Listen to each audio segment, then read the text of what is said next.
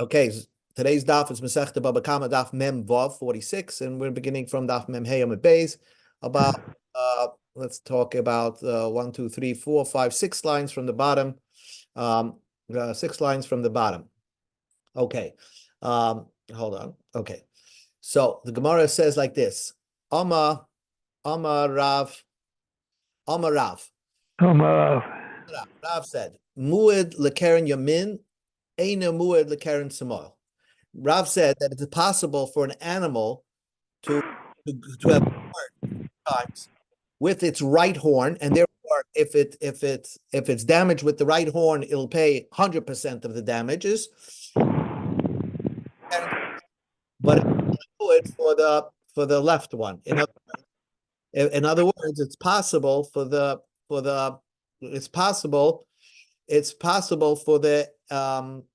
animal to have like a little bit of a muad for one side of his one side, and not a muad for his left side. So, okay, we're daf mem hey amud beis 5, 6 lines from the bottom. Okay, now the Gemara understood right away that Rav didn't teach you a novel idea, telling you that you'll pay 100% of the damages on the right side, right horn, and you'll pay 50% of the damages on your left side. What Rav is teaching you something more novel to this, that he's talking about how are you supposed to watch the animal.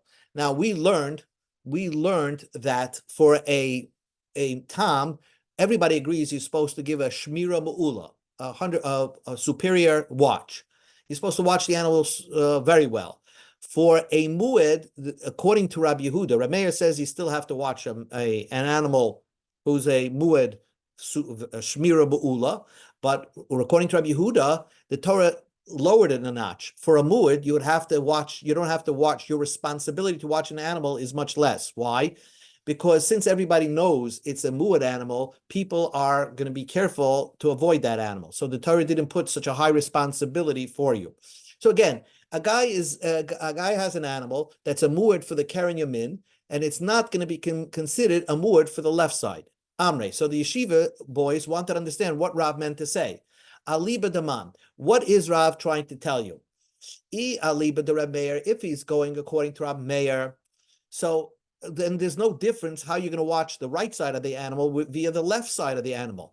Ha'amar, Rab Meir says, echad tam be'echad muad, shmira mu'ula boya. A tam or a muad, you need to give it a superior watch. So you're going to have to watch the right horn the same way you're going to watch the left horn.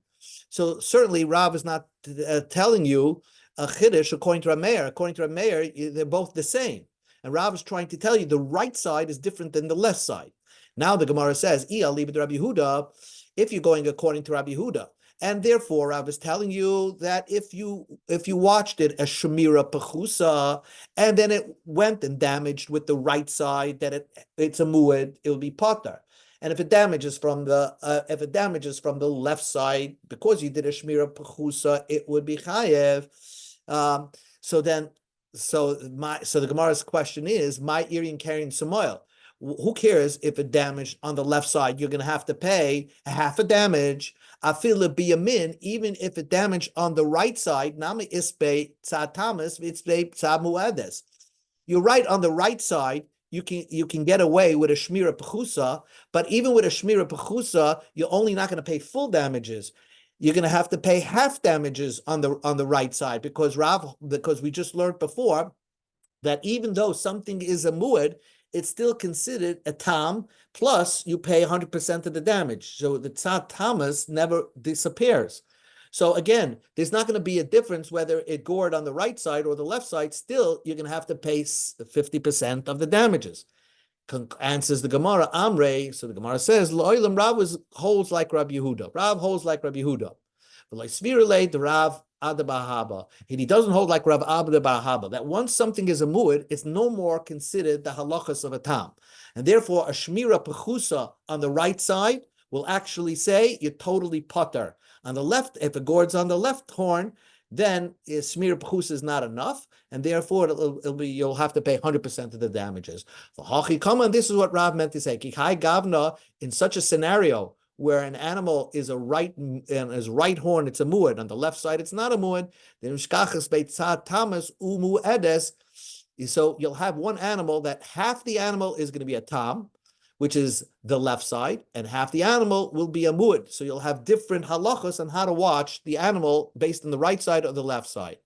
Aval muad legamre, we go to daf mem vav, muad legamre lamishkachas beitzat tamas klal. But 100% that if it's for a muad to be totally muad, there's no part tam that you're going to have chayav chavtz nezik. So if you're going to do a shmira pechusa on the right horn, you're going to be totally be potter. Okay, ends that sugya. New sugya. Rabbi Leza had this opinion that once an animal becomes a muad, the only way the Torah, there's no way to watch this animal. The Torah would require you to slaughter the animal. Ein loy shmira ella sakin. The only way to watch the animal is with a knife. If you look at the psukim right here, the Torah says, right? You know the pasuk, we have seen this, and it became a muad, and it killed a person. But the point, the Torah says, v'lo yishmereno, and the animal was not watched by the owner. So according to Rabbi Eliezer, it means what the Torah is saying, it's impossible to watch such an animal. And therefore, the only way you could have gotten out of not being have to pay is only by slaughtering the animal. There's no way you could have watched such an animal. That's the halacha of a muad, according to Rabbi Lezer. Amar Rabba explained, my time of the Rabbi Lezer, back into the Gemara, what's the reason Rabbi Lezer? Amakra, the pasuk says, v'lo yishmerenu, you didn't watch the animal. Shuv ein loy shmira el lazeh. Once an animal becomes a muad, there's no way to watch the animal, and therefore that's the end of that. Amalei Abaya asked the question, if that's the way you're interpreting v'lo yishmerenu, that means there's no way to watch such an animal. Elamiyata, let's examine another pasuk. The pasuk says, let's get the pasuk by a bar. We go call up a bar. If a man dug a bar, and v'lo yichasenu, never covered it, and then a shor falls into it, that pit, you have to pay. V'lo yichasenu means, what do you mean? You dig a bar, and it's once you dig something, it's impossible to cover it. Does that mean the Torah is telling you covering wouldn't be enough? This covering wouldn't save you from paying. Of course, if you dig a pit and you cover it, that should be sufficient. So how is Rabbah going to explain, according to Rabbi Lezer, that pasuk, which seems to say the same idea as lo yishmerenu? Would you say that's true? Once you dig a pit, that's it. Yechayev, this covering wouldn't help. But now we have an open Mishnah. Kiso, you dug a pit and then you covered it, karo, appropriately. You put a manhole cover on it. And somehow an ox or donkey fell into it, umes, and died. Potter, you're potter from paying because you covered it. So therefore, v'lo yishmerenu means that you should be able to watch an animal that is a muad. So what is the reason Rabbi Lezer says that if you have an animal that's known muad, right, that damaged a couple of times already, Rabbi Lezer says you have to kill it. Elam Abaya explained. Hainu Talmud Rabbi Lezer. This is the reason Rabbi Lezer. Kititanya, like we learned in a brisa. Rabbi Nosson says, Menayin, how do I know? Shlo yigadel odam kelav rab b'soich beisim. A person shouldn't raise an evil dog in his house, an attack dog in his house. And he shouldn't set up a shaky ladder in his house. You have things that potentially could cause damage, and probably, let's say you have a loaded gun in your house. So that you would think that, oh, that's my business. There's no Torah law against that. So Rav Nosson explains there is a Torah law against that. You can't place something in your house that could lead to bloodshed. So therefore, you can't have a shaky ladder, which a person who will accidentally use it will fall off, or raise an attack dog in your house. So same idea, because of that, on a lesser level, because an ox that is a known goring ox, it's not in your house. You're putting it in the barn. Nevertheless, Rabbi Lezer says that will fall under of a loisosun dama bebesecha. You're not allowed to have anything dangerous around your house. And because of that, therefore, Rabbi Lezer holds that once an animal becomes a muad, the Torah is telling you, the Torah will never exempt you because you watched it, because it is impossible to watch such an animal, and that's why Reb Lezer says, Ein lo shmira elasakin. The only way to watch such an animal is by knifing it. Okay, we finished this parak. Hadron alach shar shenagach abava chamisha. Now we begin, Be'ez Hashem, the fifth parak. Shar, an ox. An ox, now, shenagach as a para, that gored a pregnant ox, a pregnant cow. Now, Adam saw this from a distance. They saw that an ox gore a cow, a cow, okay?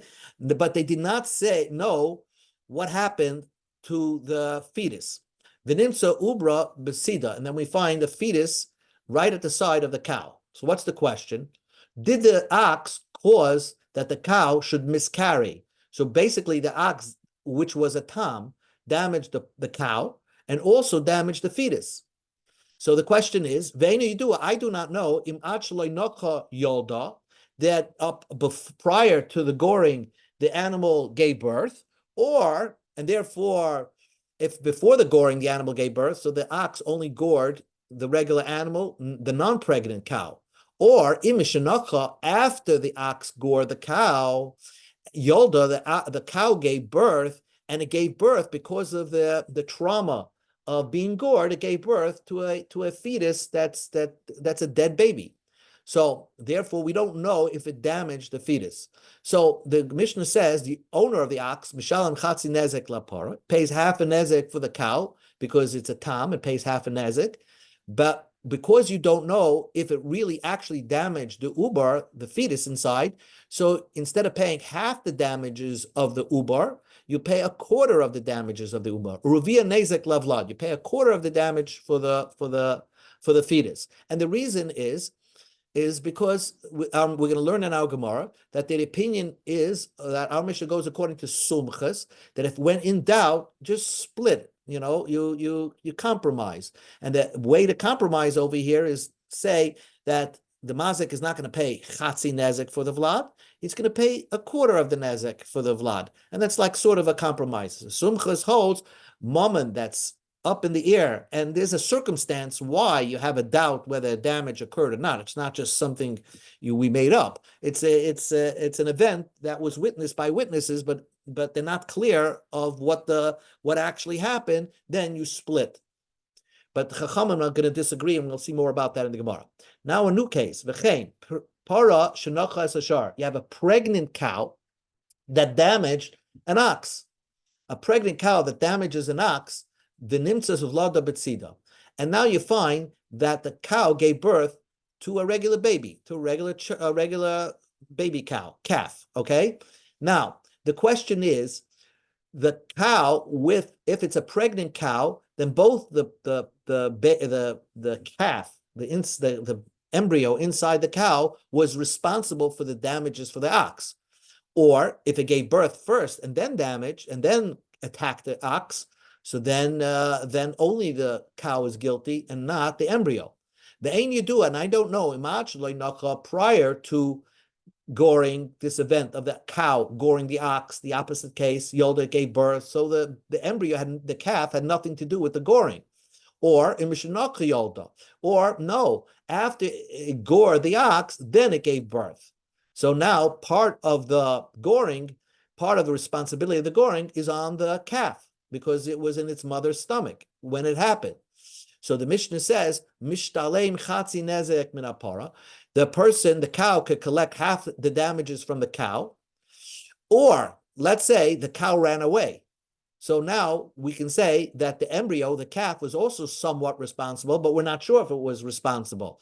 So in case the cow ran away, uruvia nezek min havlad, then you'll be able to collect, in worst case scenario, a quarter of the nezek from the embryo. The embryo wouldn't pay half the nezek because we don't know if the embryo or the calf was involved in this damage. But on the 50% chance that it was, then so the owner of the ox will collect a quarter of the nezek from the calf. We'll see more about that in the Gemara tomorrow. Amar Rabbi Yehuda, Amar Shmuel. Rabbi Yehuda said in the name of Shmuel, Zu divrei Sumchas. These are the words of Sumchas, the Amar, who said, Momain hamutal besofik kolkin. If you have a money that's in doubt, what happened?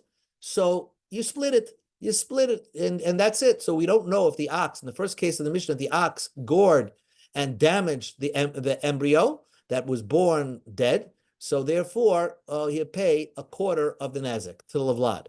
Chachamim says zek klal godol bedin. This is the firm rule in halacha.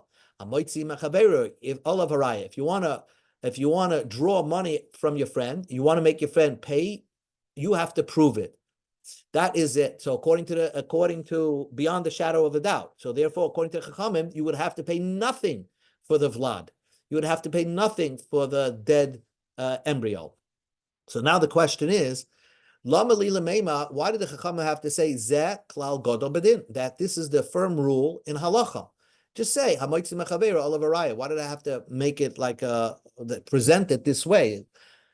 So the Gemara says itzrach that we need it because the Chachamim are saying even if the filu nizik amabari umazik oimeshema hamoitzi mechaveira olav araya. The Rabbanim were so firm in their opinion that even if the owner, let's say in our Mishnah, the owner of the cow said, I saw your ox damage and kill my, gore my pregnant cow, and he caused that cow should miscarry. The Nizik said that, but he has no proof. He's 100% clear. And the Mazik says it's possible. Still, the Mazik does not have to pay unless the Nizik can prove beyond the shadow of a doubt by bringing witnesses that that's what actually happened. And unless that actually happens, the mazik doesn't have to pay anything for the ubar.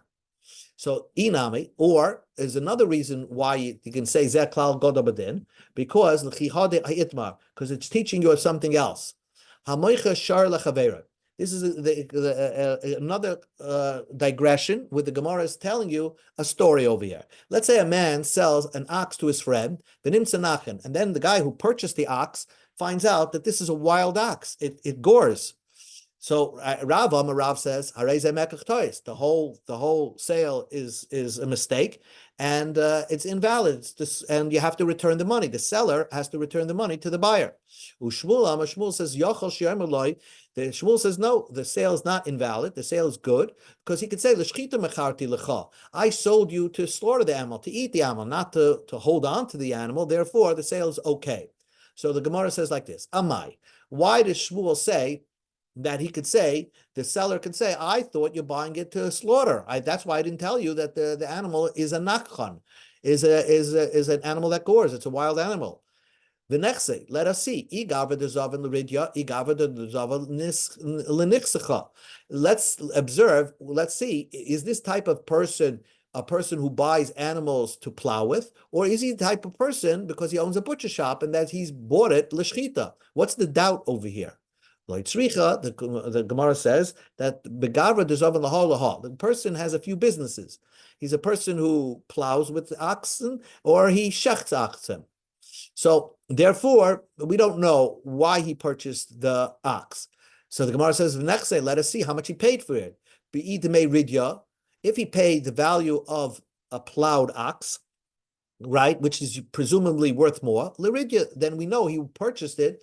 He purchased it to plow with. If he bought it, if he paid the less price, which is buying it for slaughtering, then we know he bought it for slaughtering. Let's see how much he paid for it. Answers the Gemara like tzricha, meat, slaughtered meat is the same price as actual keeping it alive and keeping the animal alive for plowing. So both of them are equal. So we can't tell what the purchaser's intention was because the price of a live ox that you can use to plow with is the same price as an ox you're going to purchase to slaughter. Amre. So the Gemara asks, okay, if it's the same price, we go to Amud Beis.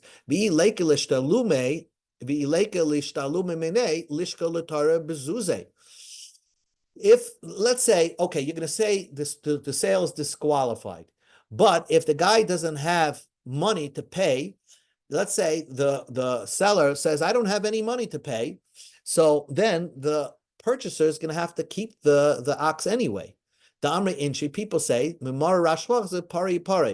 from money that's owed to you, you accept brand. In other words, we're talking about that the seller just doesn't have any more money left after he sold this ox, he doesn't have any money left. So then Shmuel says you keep the ox, and Rav is also going to say you keep the ox because the man has. Wait, are you going to return it back to the seller? He doesn't have any money to give you back your purchase price. So the Gemara says. So now the Gemara explains what the machlokes is and how it pertains to Hamitzvah Chavera Olavaraya. That he does have money to pay. So the seller has a lot of money to pay in case the sale is declared invalid. Rav says, the sale is invalid. Zul basaroba. Let's go after the majority of people. V'ruba de ininshe, most people, when they purchase ox, they're purchasing it to plow with, and therefore, if the ox turns out to be a wild ox, so then the purchaser can say, "You fooled me, and therefore I want my money back." That's what Rav says, because most people purchase oxen to plow with, not to slaughter. Shmuel says, the seller can say to the buyer, I sold it to you to slaughter. I didn't know you want to keep the ox. And we don't go after the majority of people. And here's the point. When will you go after the majority of people? Be isure. When it comes to iser. Let's say if you're not sure if something is kosher or not, or it came from a kosher butcher store or not. So then, let's say you find a piece of meat, and 9 out of 10 butcher stores in the area are kosher stores, so you can assume, the majority, that this piece of meat on the floor is kosher meat.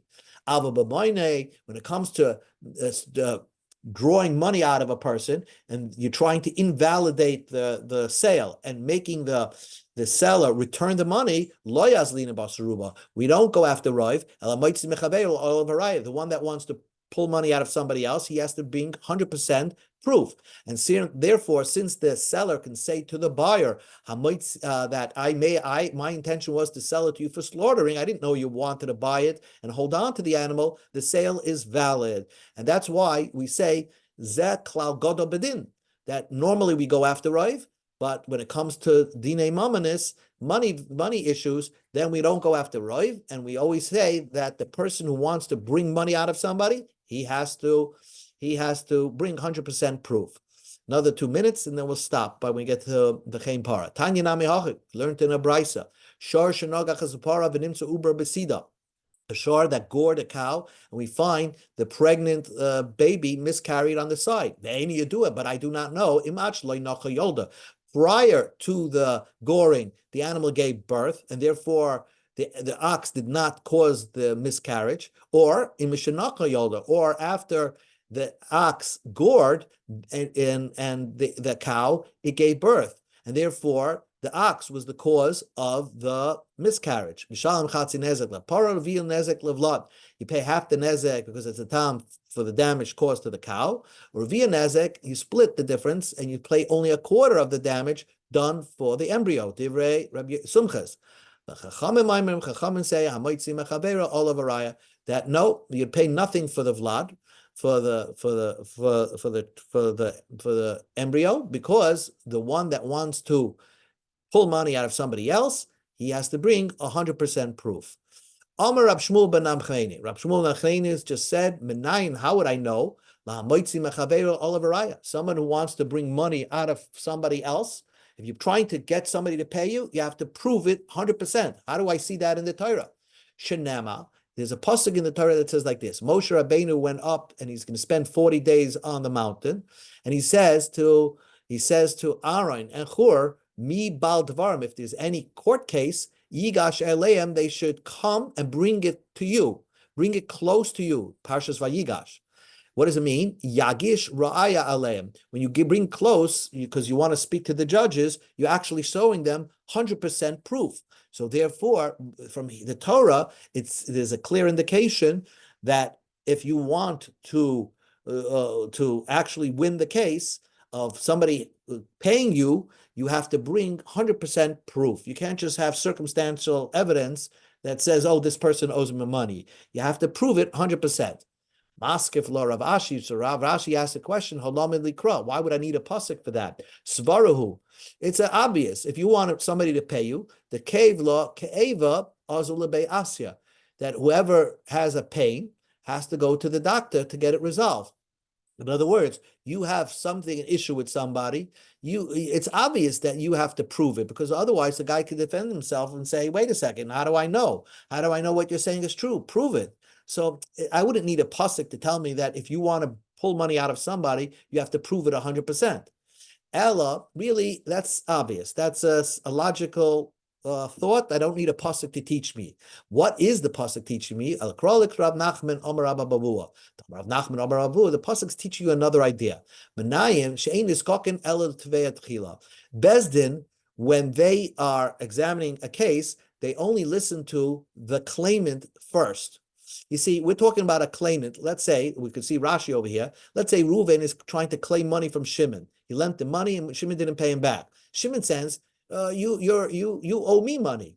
Or Shimon, the defendant, says, I gave you collateral and you started using it. So the halacha is, first, the claimant, we listen to the Tainus Reuven, and then we collect whatever Shimon owes to Reuven. And once Reuven has it, then we listen to the second case of Shimon. What Shimon's claim is that Reuven abused his mashkin. That's a first. So first you listen to the claimant, and then you listen to the defendant. Amri Nadari, but Nadari concluded and says,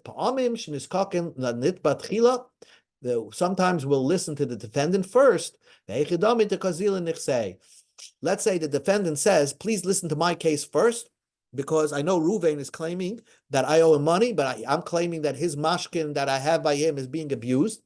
And he says that, listen, I need to get my mashkin back because I have a good opportunity to resell it right now. And therefore, it's important that you listen to my case first, and then you could listen to Reuven's case.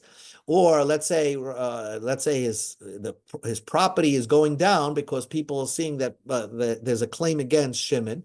So, and they see that he's desperate. So if we allow Shimon to win his case first, then he'll be able to sell his property at a higher value and pay back Reuven. So then, in that case, we'll listen to the defendant Shimon's case first, and then we'll go back and listen to Reuven's case. Okay, we're going to continue discussing this Mishnah tomorrow, B'ez Hashem, on Daf Mem Zayin.